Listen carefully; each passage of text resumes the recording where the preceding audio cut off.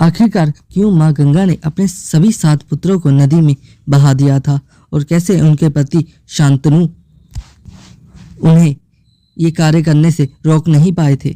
चलिए आइए इस वीडियो में जानते हैं। पर इससे पहले अगर आप भगवान श्री कृष्ण जी के सच्चे भक्त हैं तो हमारे इस वीडियो को लाइक करें, शेयर करें, हमारे इस चैनल को अवश्य सब्सक्राइब करें। भगवान श्री कृष्ण जी की कृपा आप पर सदा ही बनी रहे। चलिए शुरू करते हैं। एक समय की बात है जब हस्तिनापुर के राजा शांतनु गंगा के किनारे शिकार खेलने आए थे। तभी उन्होंने गंगा के किनारे एक स्त्री को खड़ा देखा। वह स्त्री बहुत ही ज्यादा सुंदर थी। असल में वो माँ गंगा थी जो एक ह्यूमन फॉर्म में थी।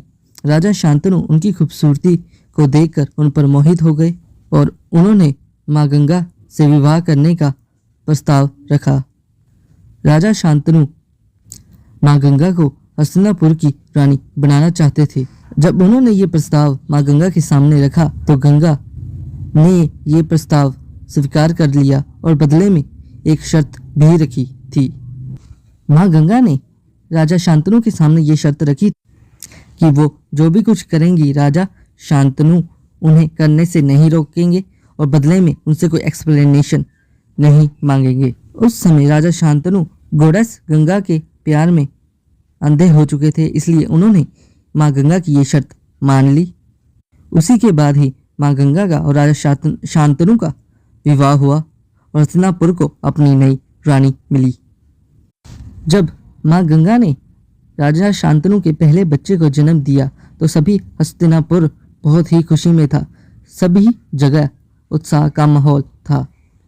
पर उसके अगले ही दिन राजा शांतनु ने अपनी वाइफ माँ गंगा को अपने नए जन्मे बच्चे के साथ एक नदी के किनारे अकेले ही जाते हुए देखा।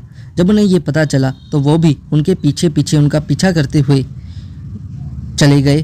तभी उन्होंने देखा कि माँ गंगा उनके नए जन्मे पुत्र को नदी में बहा रही थी। ये देखकर राजा शांतनु दुखी हो गए, पर वो कुछ भी नहीं कर सकते थे क्योंकि उन्होंने माँ गंगा को वचन दिया था कि वो जो भी कुछ करेंगी वो उनसे उस काम की एक्सप्लेनेशन नहीं मांगेंगे और ना ही उन्हें रोकेंगे। धीरे धीरे करते ही माँ गंगा ने राजा शांतनु के 7 बच्चों को नदी में बहा दिया था, पर राजा शांतनु इसी कारणवश कुछ भी नहीं कर सकते थे।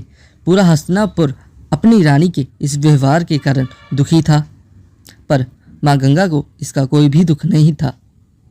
जब माँ गंगा ने अपने 8वें पुत्र को जन्म दिया तो वो फिर से अगले दिन नदी के किनारे अपने पुत्र को बहाने जा रही थी, पर इस बार राजा शांतनु ने अपना वचन तोड़ दिया। उन्होंने अपने पुत्र को बचाने के लिए माँ गंगा को दिया वचन तोड़ दिया और उन्होंने अपने पुत्र को बचाया और माँ गंगा से एक्सप्लेनेशन मांगी। उनसे ये कारण मांगा कि उन्होंने ऐसा क्यों किया, आखिर क्यों उन्होंने उनके सभी 7 पुत्रों को नदी में बहा दिया और वो ऐसा अपने 8वें पुत्र के साथ क्यों करने जा रही थी। माँ गंगा ने बताया कि इस समय जो ह्यूमन फॉर्म में हैं वो दोनों वो पिछले जन्म के एक श्राप के कारण हुए हैं।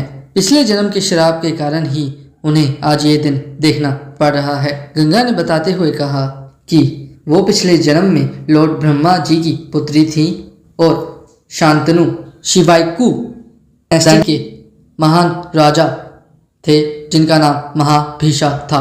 एक दिन राजा महाभिषा को लॉर्ड ब्रह्मा जी की महल में जाने का मौका मिला। वहां पर सभी देवी देवताएं और गंगा भी मौजूद थी। महाभिषा और गंगा दोनों एक दूसरे को देखकर ही एक दूसरे पर मोहित हो गए थे।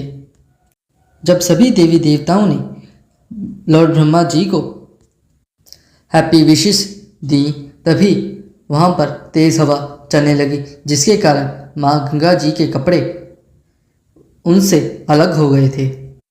ये देखकर सभी देवी देवताओं ने अपने सर झुका लिए थे और अपनी आंखें बंद कर ली थी, पर महाभिषा ने ऐसा कुछ भी नहीं किया था। वो सिर्फ और सिर्फ उस समय पर गंगा जी को देखते रहे थे। गंगा जी को उनका ऐसे देखना अच्छा लगा और उन्होंने कुछ भी नहीं किया, सिर्फ ये इस इंटेंशन को उन्होंने एंजॉय किया। ये सब कुछ देखकर लॉर्ड ब्रह्मा गुस्से में आ गए थे, जिसके कारण उन्होंने महाभीषा और गंगा को श्राप दिया था कि वो अगले जन्म में एक दूसरे से मिलेंगे और भी ज़्यादा दुख सहेंगे। इसके अलावा माँ गंगा ने यह भी बताया कि उनके ये 8 पुत्र 8 वासु थे, जिन्हें महर्षि वशिष्ठ ने श्राप दिया था कि वो अगले जन्म में ह्यूमन बॉडी में पैदा होंगे। माँ गंगा सिर्फ और सिर्फ उन्हें इस जीवन से मुक्त कर रही थी, पर माँ गंगा के 8वें पुत्र यानी कि 8वें वासु को राजा वशिष्ठ ने वरदान दिया था कि वो अकेले ही अपना जीवन व्यतीत करेंगे और एक महावीर योद्धा और एक ज्ञानी भी होंगे। इसके बाद माँ गंगा ने अपने 8वें पुत्र को राजा शांतनु के पास छोड़ दिया और उनसे इसकी शिक्षा कराने को कहा और वह राजा शांतनु को छोड़कर चली गई। इसके बाद राजा शांतनु ने भी अपना जीवन अकेले ही व्यतीत किया और उन्होंने ब्रह्मचर्य का पालन किया।